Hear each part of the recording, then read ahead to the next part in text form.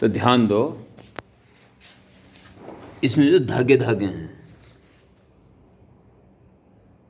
दिख रहे हैं, ये तो वैसे मैंने थ्रेड डाल दिए बारीक बारीक। हर एक थ्रेड को आप एक फोर्स मान लो, फोर्स को शो कर रहा है वो। उस थ्रेड की जो लंबाई है, लंबाई क्या शो करती है किसी वेक्टर की? मैग्नीट्यूड को। और डायरेक्शन एक्चुअल डायरेक्शन होती है। ये सारे जो थ्रेड्स हैं ये अपर सरफेस के पैरेलल तैर रहे हैं, किसी डायरेक्शन किधर है, किस पर हैं, हॉरिजॉन्टल सब, ठीक है। हर एक थ्रेड एक फोर्स है। धागे की लंबाई सारी एक जैसी मान लो, तो यानी कि सब फोर्सेस के मैग्नीट्यूड कैसे हैं? इक्वल हैं, पर उनकी डायरेक्शन अलग अलग है। जितने धागों का मुंह एक तरफ है उतने ही धागों का मुंह उसके ऑपोजिट भी देखने को मिलेगा। जितना एक तरफ है उतना दूसरी तरफ भी, यानी कि सारे फोर्सेस एक दूसरे को क्या कर रहे हैं? कैंसिल कर रहे हैं। ध्यानपूर्वक देखें, कैंसिल कर रहे हैं। अब आप ये देखें कि अगर आप इसमें फूंक मारते हो ऊपर से, अगर आपको फूंक मारते हो ऊपर से,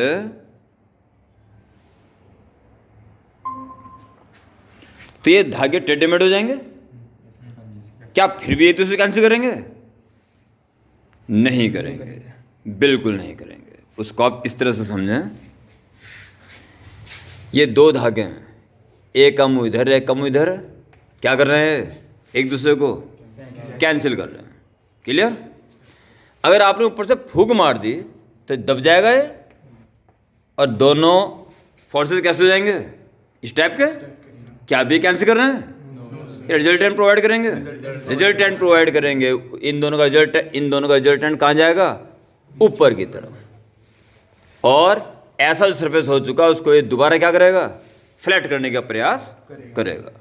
तो अगर हम इसमें ऐसा मान लें कि ये फोर्सेस कीड़े मकोड़ों के जैसे सरफेस में है, जब तक फ्लैट है तो क्या करेंगे? दूसरे को ये कैंसिल कर दें और इक्विलिब्रियम में।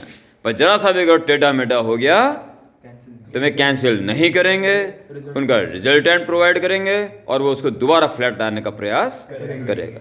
ये है जो सरफेस टेंशन।